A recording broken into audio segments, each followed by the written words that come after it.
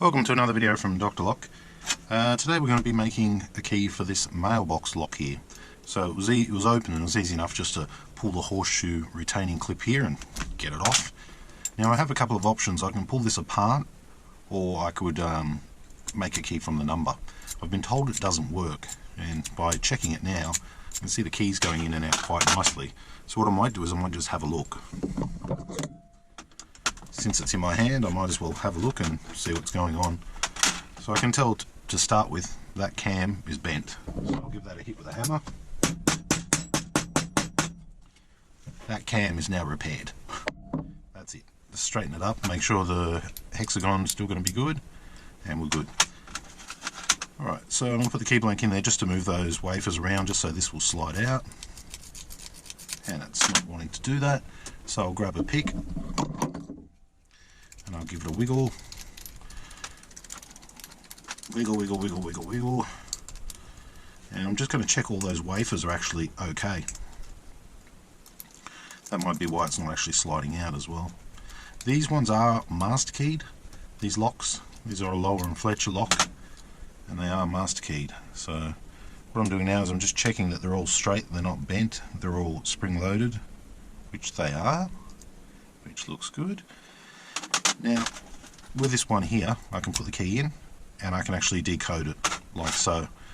So for this one here I have, how would you say, the cut that stands out to me the most is the one that is, I put the key in and it's completely flat with the radius of the actual plug itself, and that would be cut number 2. So that one's going to be a no cut, and then I can see from there it needs to be a 1, a 1, a 1, a 1, and the first cut be a 2.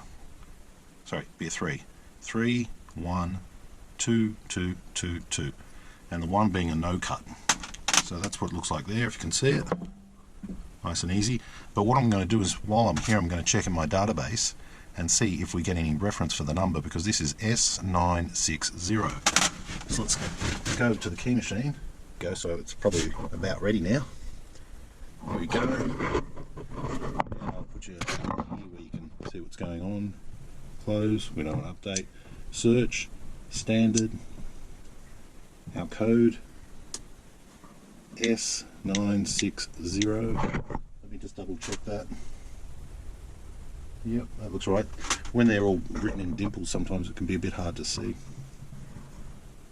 Okay, and we actually know the lock manufacturer, but I'll do a search anyway, just to show you what sort of kind of comes up. Okay, so the first cab off the rank looks good. It is a 6 cut, card 448, that's correct, and I know the key blank's correct, so we'll have a look at that. Let's see if our code is correct. And it is correct. So we've got 412222. Let's compare that to our key. You can see that 412222. So that looks good. I'm happy with that. All right, let's load it up. So this is a standard key, so it's going to be probably just on the A jaw, and I'm going to have to do this with one hand. That's going to be tricky. So I've just put it hard up against the shoulder here, against the vise there. Give that a little rub. Go cut key. And I'm going to double check. Any clamp will do, because it's on all clamps, and it's telling me to use this to line it up, this side guide. So I've done that, and I'm happy with that. Okay, let's rock and roll.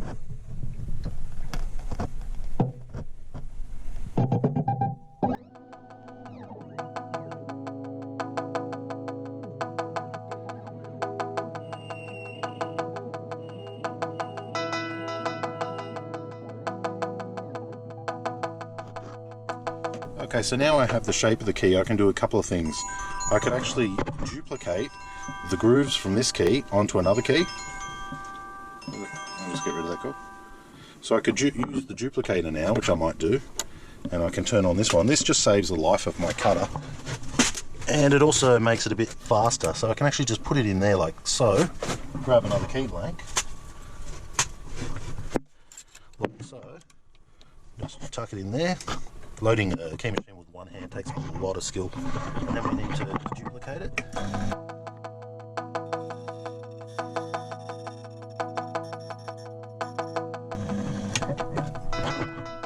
Lucky, it actually moved a little bit on me. It's pretty around. And I'm actually lining the shoulder up with my vise. That's how come I'm going to have to use my top shoulder here.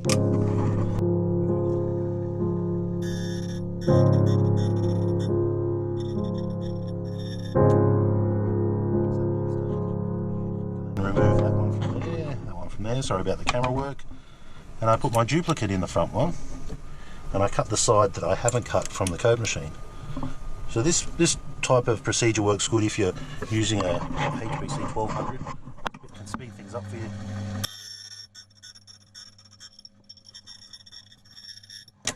Okay, so I've just quickly run over that key now.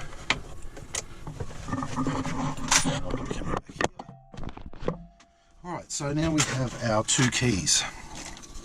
So I use the code machine to actually find the shape, and then I just use the duplicator to make it quicker to get another copy.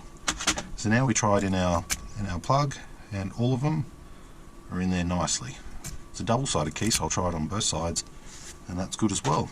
So now I'm going to try it in the housing, quarter of a turn, so that'll work fine. I'm going to put the tail back on now, make sure the same orientation as the way it came off, just to make it easy to go back on. So I could have filed up a key if I wanted to, once I had the lock in my hand and apart, but I went via looking at the code just to check if the code is actually right, because 900 is a bit of a high number. Okay, so that's on right, the washer's on right. And it's a little bit tight, but it should work fine. I'll check the other key. Yeah, that's working. Okay, so there's two keys made. I will finish off by putting them both on a key ring for the customer, one of these cheap little key rings. And then I'll go put it back through the 19mm hole, slide my circlip on the back like so, and then probably spray it with a bit of WD-40, because this is a lock that generally does get a little bit of corrosion, and it's a spring wafer lock, so it wouldn't hurt it, and then it should be working nice and smooth. Okay, that's making a key for a Mailbox lock S960, long and Fletcher one. Thanks for watching.